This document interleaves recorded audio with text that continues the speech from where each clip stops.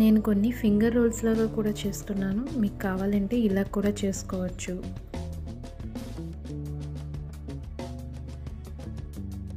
అన్నీ చేసుకొని పక్కన పెట్టుకున్నాక డీప్ ఫ్రై కోసం కడాయి పెట్టుకొని అందులో ఆయిల్ వేసుకొని హీట్ ఎక్కనివ్వండి. ఆయిల్ నుంచి ఇలా బబుల్స్ వస్తున్నప్పుడు మంటని మీడియం ఫ్లేమ్ మీద అడ్జస్ట్ చేసుకొని ఒక్కొక్కటిగా వేసుకొని సమోసాలను ఫ్రై చేసుకోవాలి. ఇలా గోల్డెన్ బ్రౌన్ కలర్ వచ్చిన తర్వాత పక్కకు తీసేసుకోండి. అంతేనండి, సమోసాలు చాలా సింపుల్గా చేసుకోవచ్చు. బయట ఉన్నట్టుగానే చాలా టేస్టీగా ఉంటాయి. పిల్లల కోసం ఇలా హెల్తీగా టేస్టీగా ఇంట్లోనే చేసి పెట్టండి. ట్రై చేసి ఎలా వచ్చిందో కామెంట్ చేయడం మర్చిపోకండి. Thank you for watching. Bye bye.